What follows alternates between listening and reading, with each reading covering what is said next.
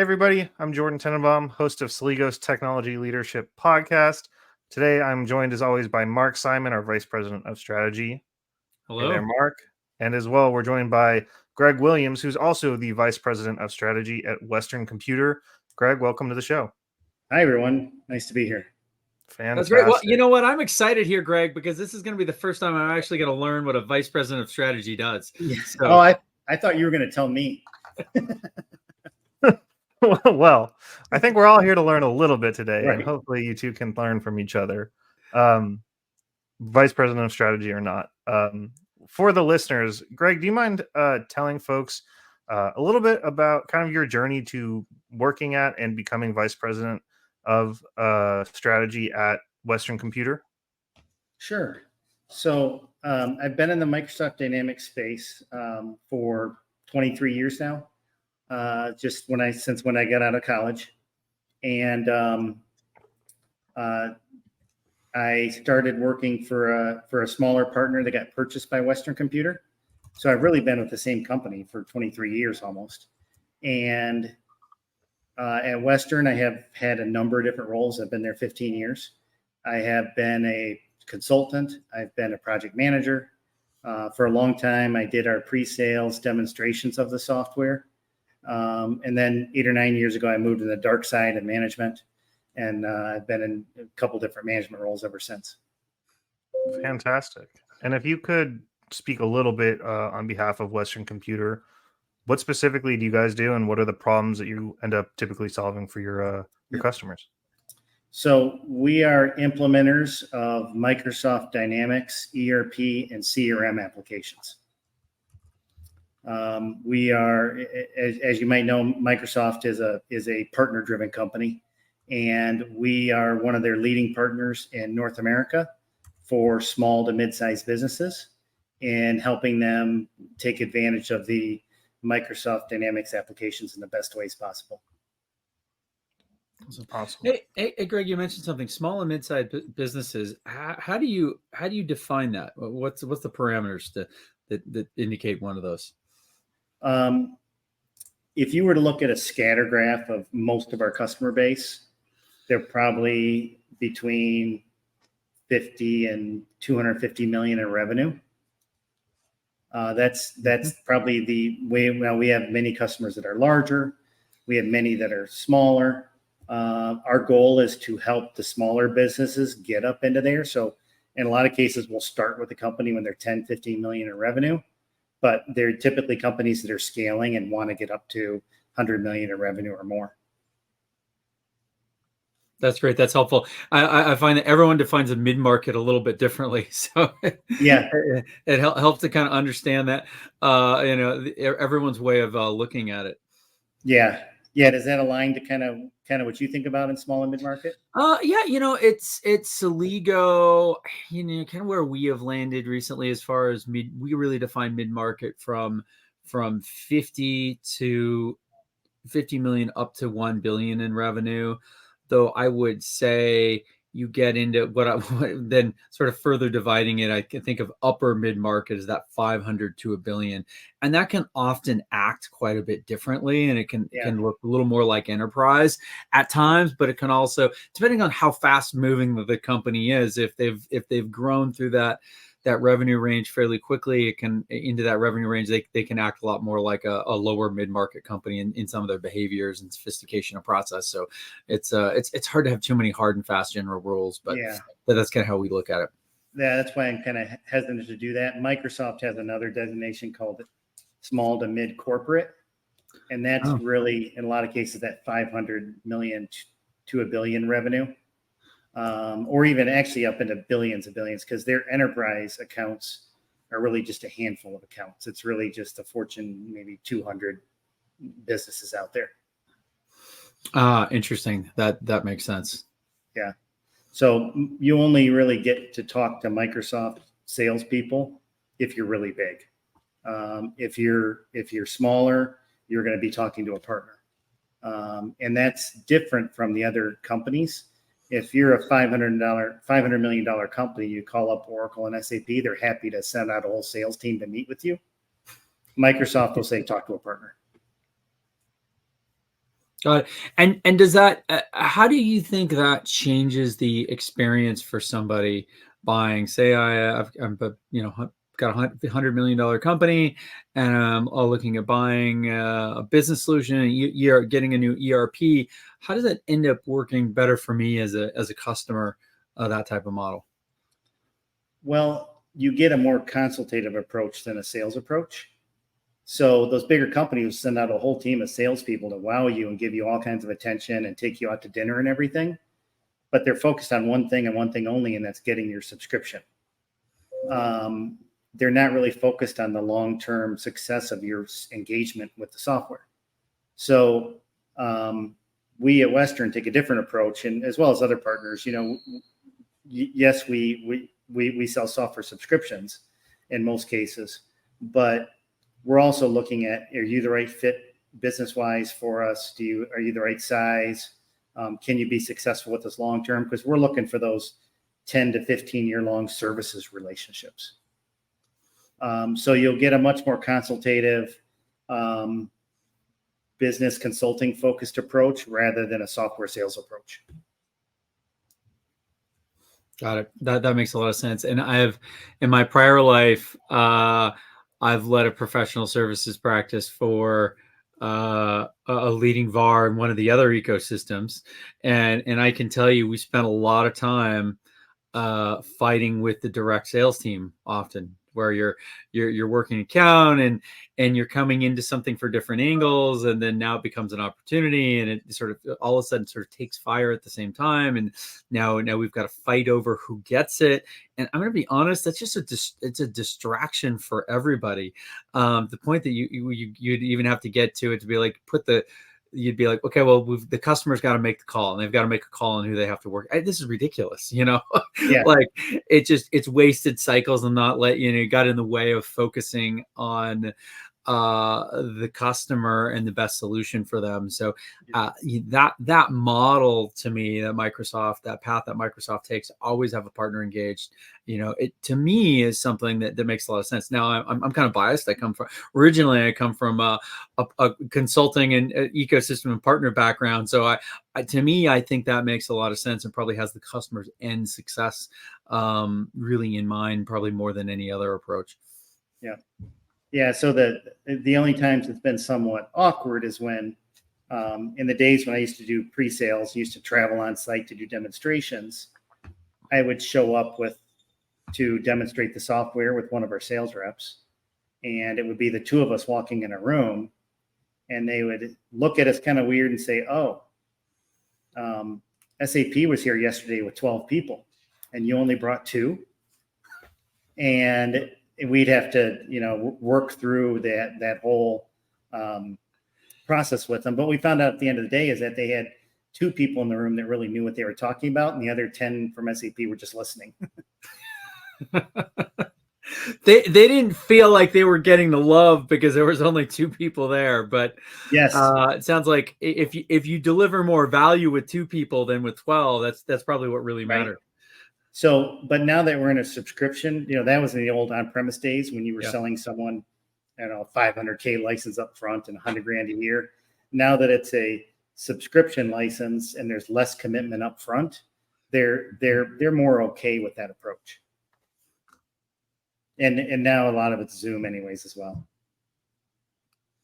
I have a quick question for you, Greg. So 23 years ago, you obviously decided to dive into the Microsoft side of things, and you've definitely stuck with it. Yeah. Why the Microsoft approach, I guess, and what has made you stick with it, and what kind of changes over the years have you seen? Well, at the time then, they were the up and comer in this space. They were the newest flavor, just getting into the space, and I loved Windows. I remember having to, learn when I was even younger on character-based software. And I also had the luxury of having 2 uncles in the AS400 ERP business. And so when I started asking them for advice, they said, go the Microsoft route because everything's going to go towards Windows and client server. I see. Awesome. Thank you. And then I guess why continue to stick with it for for 23 years. What, like, how advantageous has that been? And I mean, obviously you guys have been able to provide a ton of value to customers. So how's that kind of journey been since you jumped into it all the way to now? Yeah, I mean, I can honestly say that I hung my career on Microsoft, and look at what Microsoft's done, especially in the last 10 or 12 years since Satya took over. They have completely exploded in growth in the cloud. So if there was a point, before Microsoft got into the cloud when I was thinking about going another direction, but ever since they got into the cloud and have executed well there, I'm going to stay on this wagon. I see. Fantastic. So Greg, tell us a little more about. You talked about Western Computer focusing on mid-market Microsoft solutions. Are there any particular verticals you focus on as far as industries or anything like that, or where you can see the biggest growth there?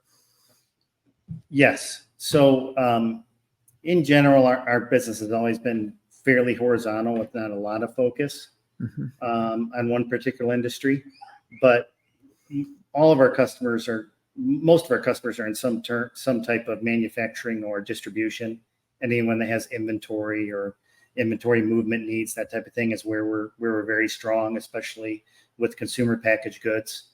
But then over the years, we have had customers ask us, similar customers ask us to build the same functionality, and we've seen those same needs over and over. So we have launched some industry-specific apps.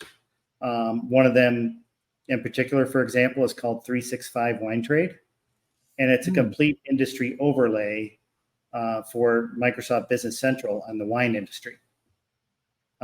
We have several of the leading names in wine production companies there in Napa Valley, close to where Sligo is. And then we also have a lot of the companies in other parts of the supply chain. We have some importers as well as several of the larger wine distribution companies as customers. That's really interesting. I think those any of those verticalized solutions, those really provide a lot of value to someone in that industry, because you're not having. And I've spent a lot of time in the ERP implementation world, so I've seen this up front, and again, having a very broad practice, but. And I've actually implemented wine production companies before in my team had, so I know this quite well. Yeah. But we didn't. But the first time you go about that, I'm going to be honest. There's some learning there. You end up to really do a good. If you're working with a team that's doing a good job on your business solution, meaning everything around not just the ERP, but the integration, maybe custom apps, other applications that you're bringing in, customizations in the platform, tying into your online portals and sales channels.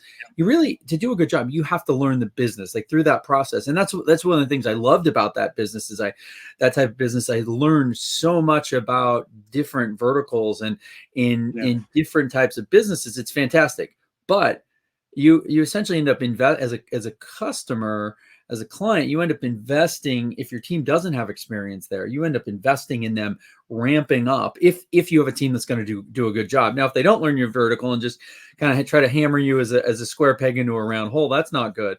But when you hear something like this, I've always told people asking for advice, especially as I gotten away from consulting a little bit and been in the software world, like, oh, I knew you used to do this. I'm like, oh, is there anybody out there offering a verticalized solution for you? What does it look like? Make sure you look at that. Make sure you look at sort of the more general, best of breed. Where's the industry going? But always try to assess, or if you're not picking a platform, pick a partner that has that verticalized experience. And I think that brings a world of advantage to customers. And with that, what kind of impact do you see on the results and the success of those implementation for those wine industry customers? Well, there's a couple of reasons on why we're able to do it. One is that we had some customers that we supported in industry that were heavily customized on legacy systems that we took over, that we supported them for 10 years or longer. So we got to learn the business over time supporting them.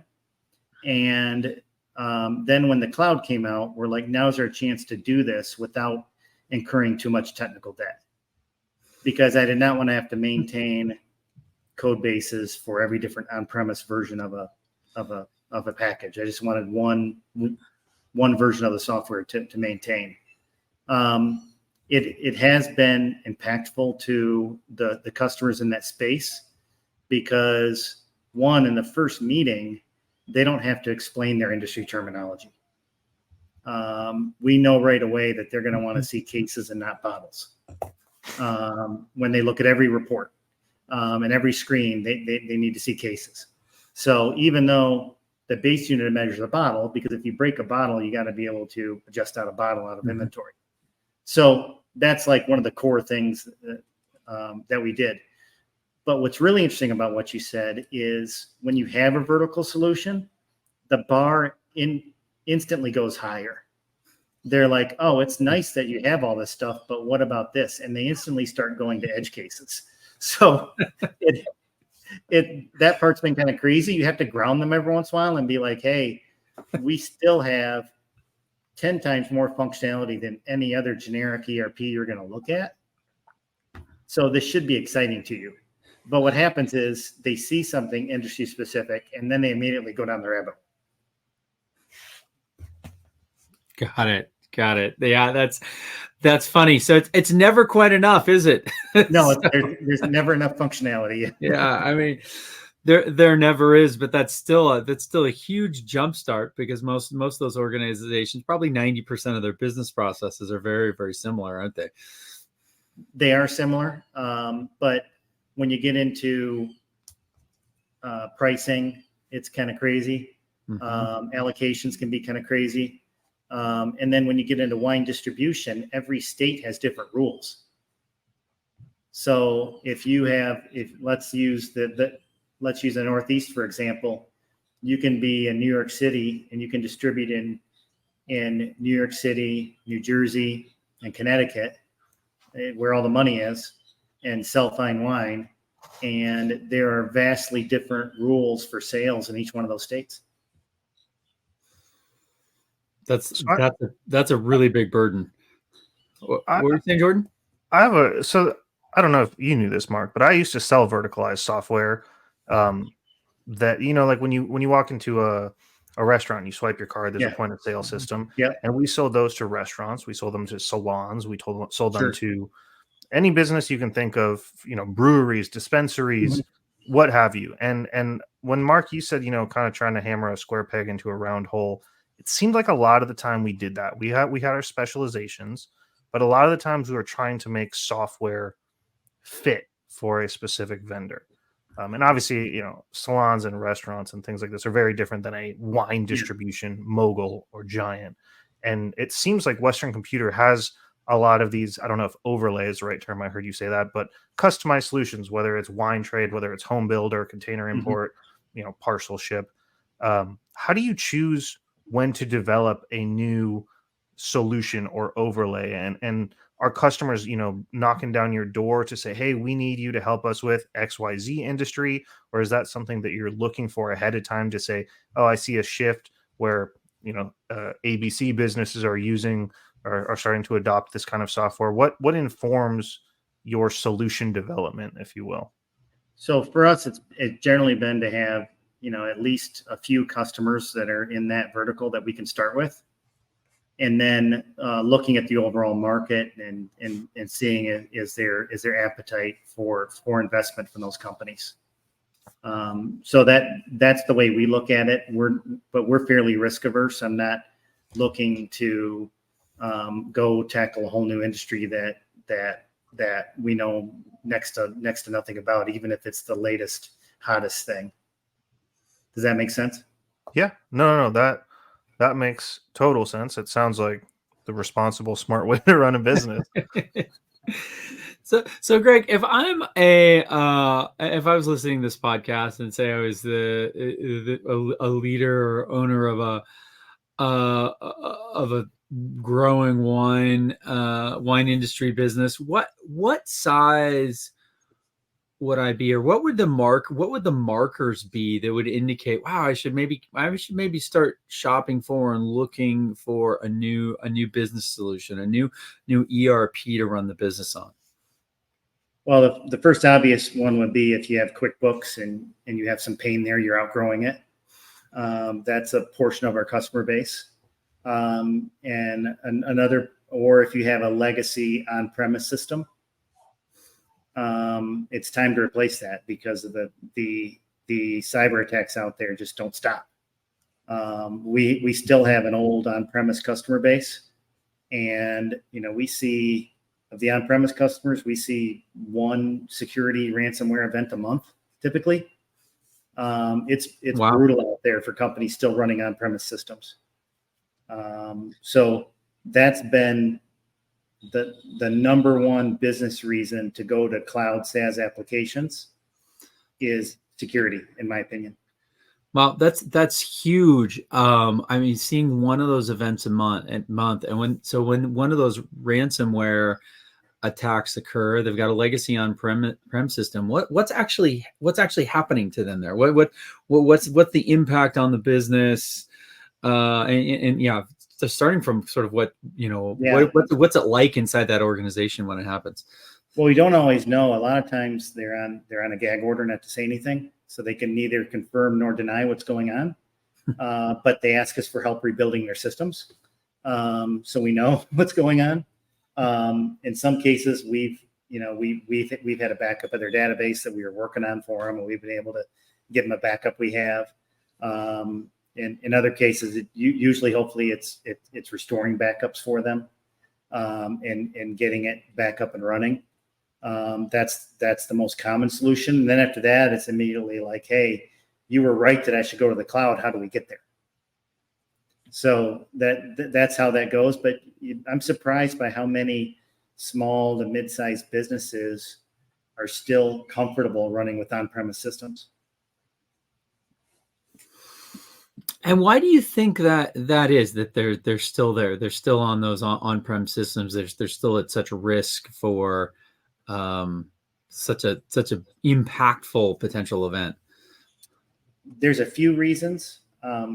Like 5 years ago, we were hearing from people, oh, I'm the small target. They're not going to, if they go after anybody, they're going to go after Google and Microsoft and Amazon.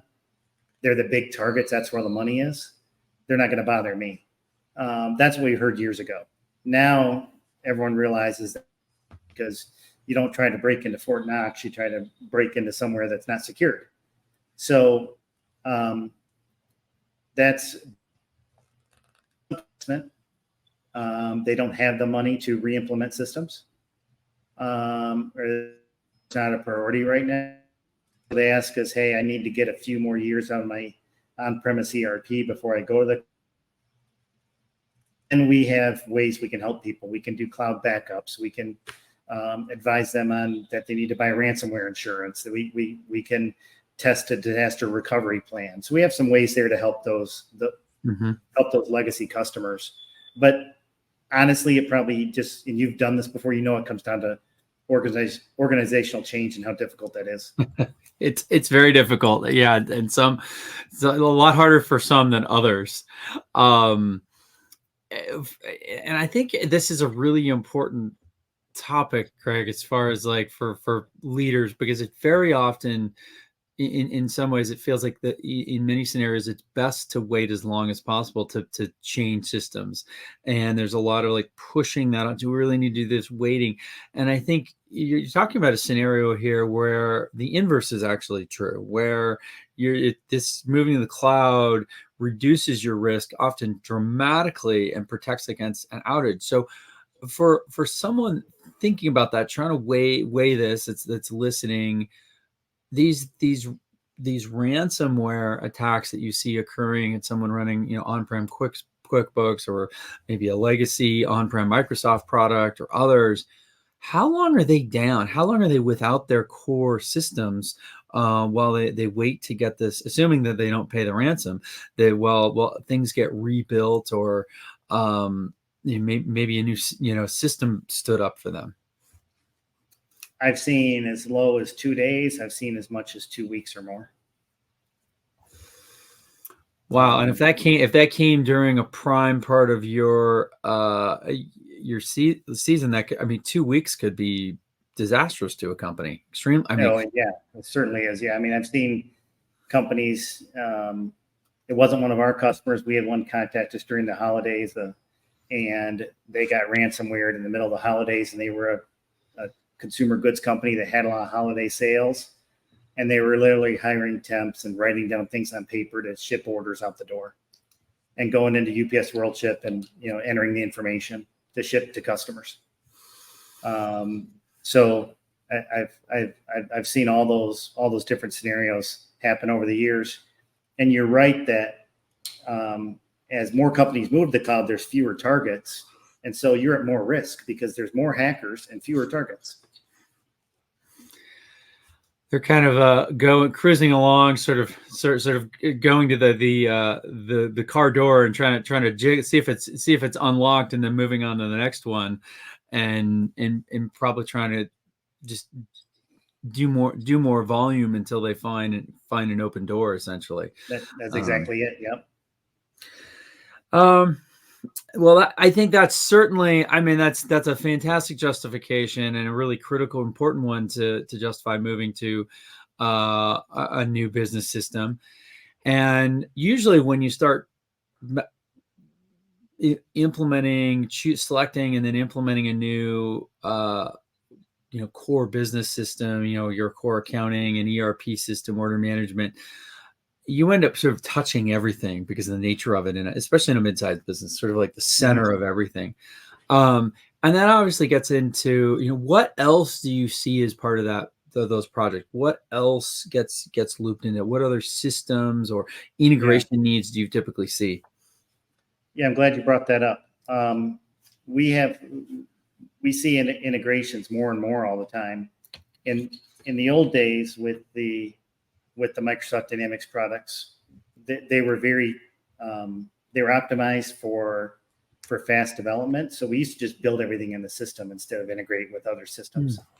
But nowadays, there's so many good cloud best of breed systems for customer service or CRM or expense management, all those different things, that we will lean more towards doing an integration with those apps. And that's how we started working with Celigo. And because Celigo was a mature player in the cloud space in integrations and really had a good low code, no code platform. Excellent. And that's, solving for that problem is really what we're trying to do in that Celigo side is make that, that burden of integrating easier, reduce the technical complexity of both the initial build and also the management. Because reality is, and what I guess I've seen personally, what we see as a company in mid-market especially, is that the amount of those SaaS applications in business it's not decreasing, and it won't decrease anytime soon. But the number an average company buys is only rapidly increasing. And I think there's just such amazing solutions out there in some very specific areas. But if you don't integrate those, what do you see? Do you see businesses having problems where they didn't integrate enough, but they've got several SaaS applications in their business, or dozens sometimes over? I mean, we've seen well over 100 many times. Yeah, I think in what comes up most often is like CRM integration and ERP to CRM. And we see CRM systems that are simply underutilized, or, any CRM system, the biggest risk is hard to get salespeople to use systems anyways. And if they don't have access to the data that they need to run their business and and see what their customers are up to and what they're doing, then they're not going to use the system. So, in my opinion, CRM systems need to be more about serving the salesperson than asking them to enter data in them. And doing proper integration turns them into that. So they go there, they can see, their sales history with the customer. They can see if they have any customer service issues. They can see if there's been any late shipments. They love to have all that information at their fingertips. So, and if you extrapolate that into other systems, whether it's expense management or customer service help desk systems, it makes sense to be able to give customers a complete view of all that data in those different systems. The other thing that we like about having an integration middleware is the ability to have one central place to manage all the API traffic. So we've had situations with, Microsoft Dynamics systems, like any SaaS system, they have some throttling where they limit how much, they don't want a denial of service attack. So they have to limit how much data you can send. And if you have 3 different vendors integrating with your Dynamics API, and one decides to send a bunch of data all at once, they may give a bad experience to the other 2 companies that are integrating. So having it all flow through a middleware like Celigo gives you the ability to manage all that API traffic in one place. That's a great point, Greg. A fantastic one, actually. And if you are using those 3, 4 more integrations, so different type of integration solutions, were native or otherwise, how can you possibly prioritize traffic across those? Like, knowing that sometimes it's most you need to give, say, your sales orders higher priority than a background sync. Is that really feasible to do if you have multiple integration systems trying to hit those same APIs all at once? No, because one hand doesn't know what the other one's doing. They all have equal access to the system. Yeah. And then they all also have to be savvy enough to write their queries in a way that if they get the right message from Microsoft, that they retry it in the right way. And a platform like Celigo does that natively, because it's used to dealing with Amazon's throttling rules and other applications rules. So that's been a helpful thing as well.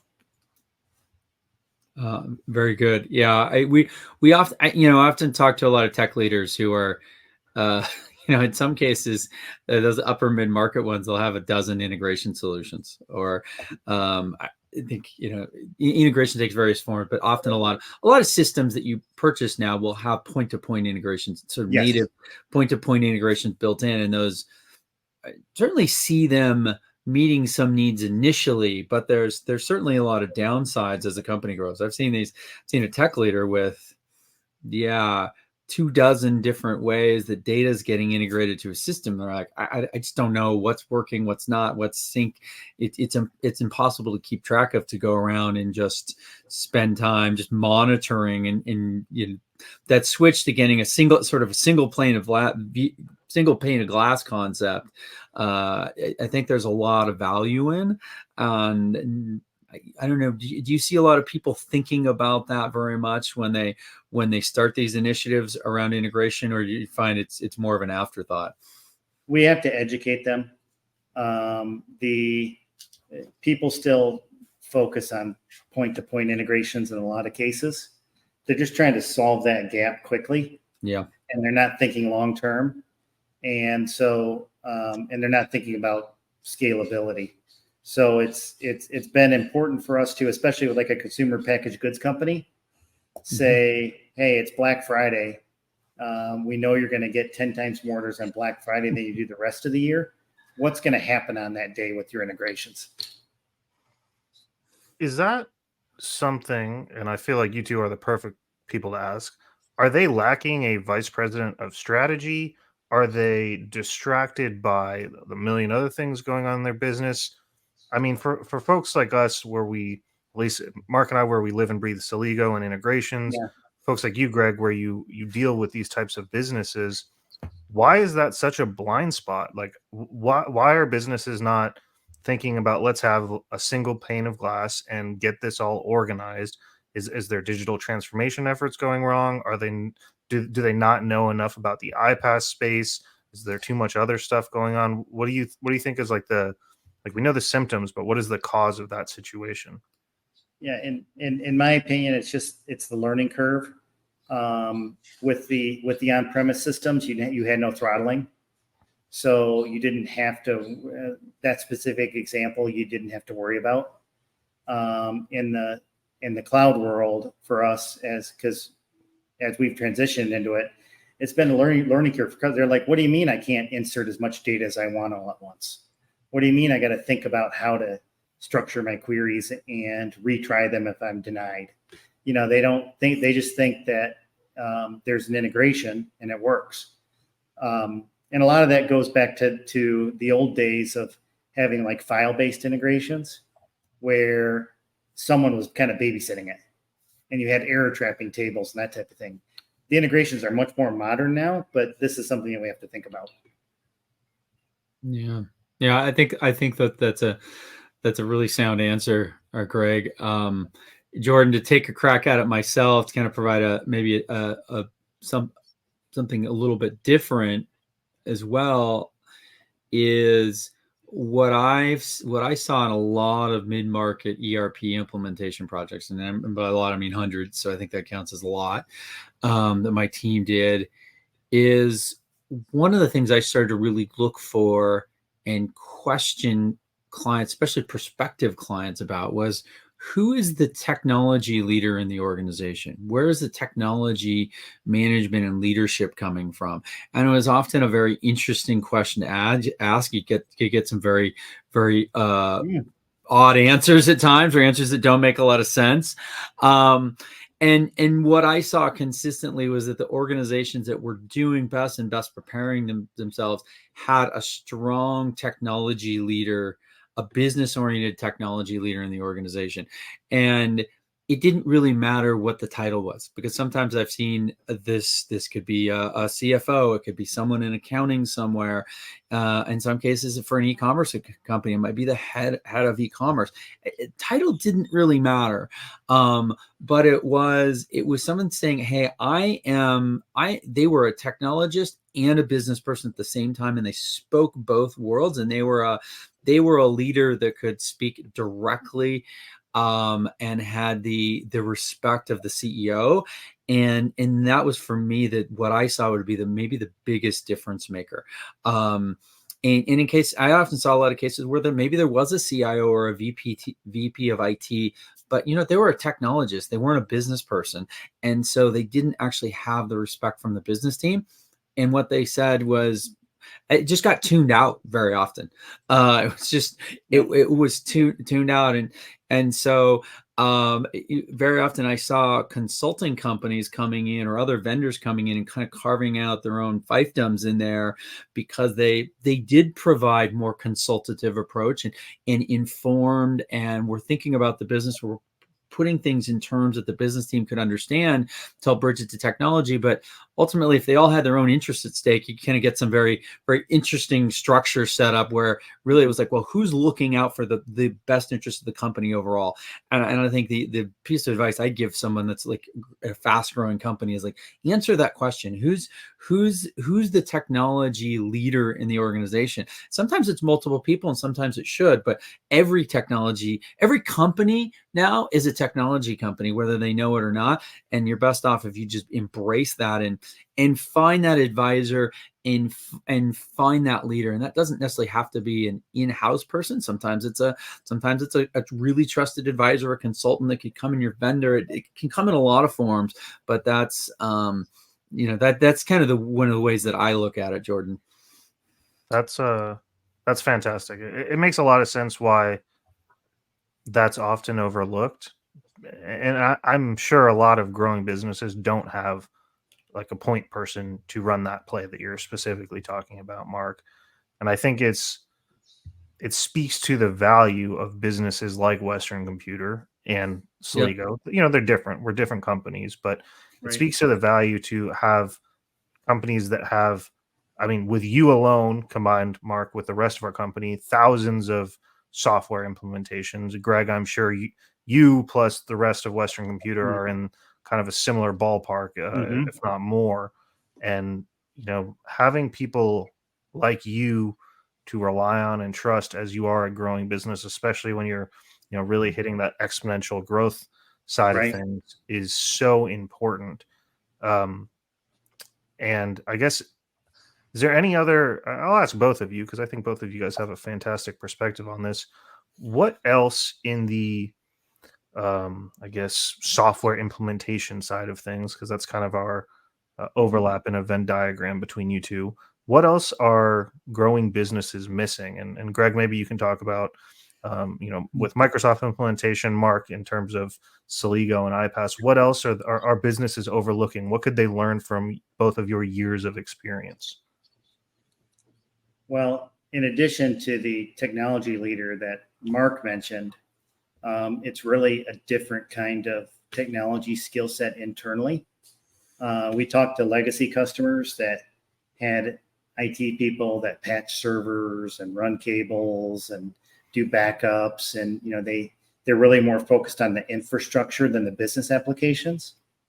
And when company owners come to me and say, "Hey, what does my technology skill set in-house need to look like moving forward?" I say it's more business analyst, less IT guy. More someone that can work with data and maybe do some no-code, low-code workflows and that type of thing. But you don't need someone that knows TCP, IP, and those types of things anymore.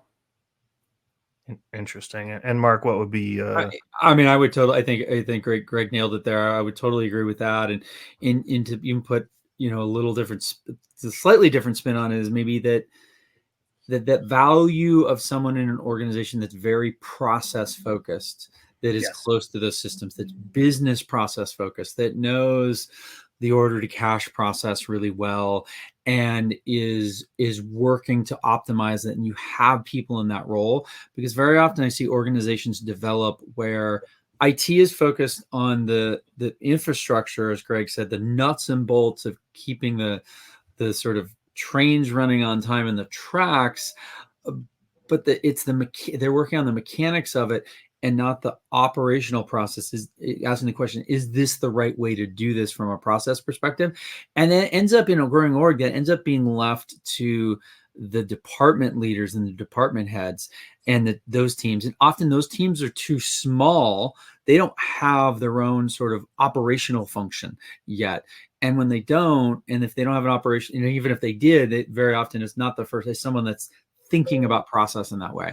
And so I see very often it's left to these departmental leaders to figure these things out. Sometimes they're equipped, sometimes they're very well equipped, and sometimes they're not equipped at all. They're the last people you want to be doing that process work. But either way, they almost universally, they don't have the time to do it well or do it right. And this becomes a very common bottleneck in these organizations. Like, well, IT says, "Oh, we can't do it. We can't build this because we don't have the specs." And it's like, well, we don't. You don't have someone focusing on, well, what's the right way to do this? We've done it this way. How should this evolve?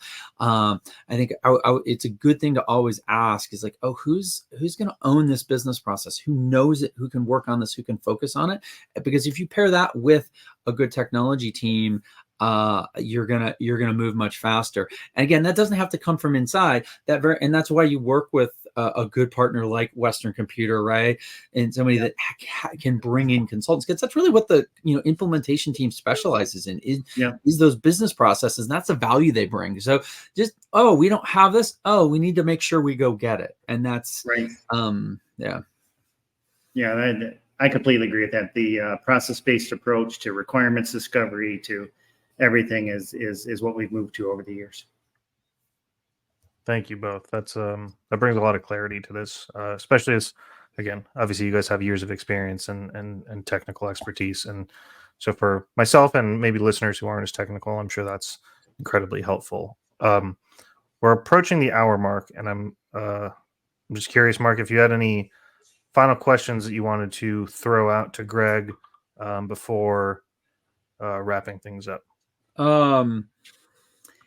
Maybe the only one I'd ask, Greg, what's next for Western Computer? Anything in your go to market or anything like that that's new and exciting? What's going to be high growth for you, or anything like that to share? Yeah, exciting announcement. We just launched a managed services program for our existing customers that gives them a fixed price plan for break fix support as well as managing all their updates.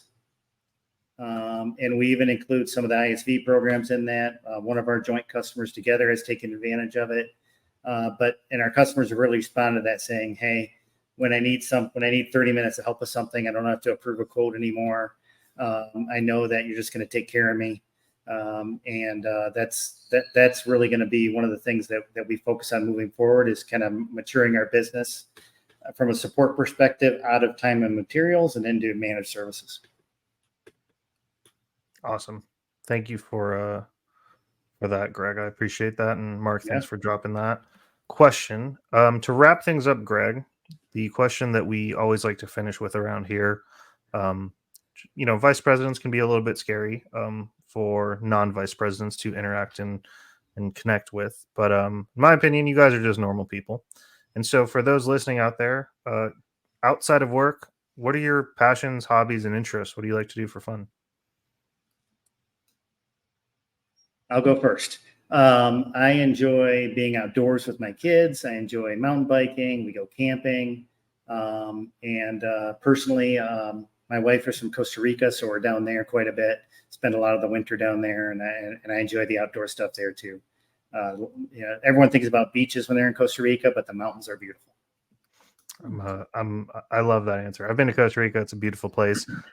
Greg, that question was for you, but I guess we haven't had Mark answer this. So maybe Mark, if you want to drop a few of yours too. I think you've had me answer it a long time ago, but it's been a while. Not too dissimilar from Greg, a big focus on the outdoors. So that's what almost all of my activities that I'm really passionate about are outdoor oriented activities. So the number one is skiing, but mountain biking and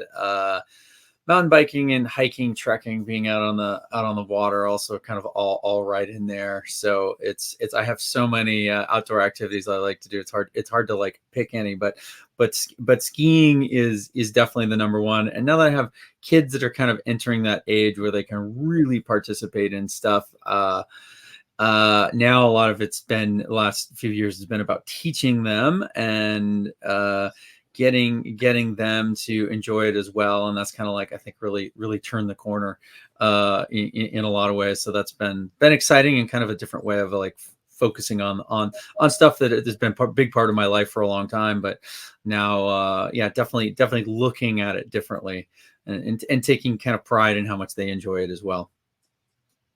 That is fantastic. And like I've said before, for any SDRs listening, now you have plenty of ammo to reach out to Mark and Greg with to personalize those emails. No, just kidding. Well, with that being said, thank you, Greg, so much for joining us on this podcast. This has been like a really unique view at the Microsoft and software implementation side of things. I think you have a ton of valuable insight to share, and I think it really came across in this podcast. So thank you so much for your time and attention. Stick around for a second right after I end the recording. But to everybody listening, thanks for joining us on the Technology Leaders podcast. We'll see you soon for our next episode. Bye, everybody.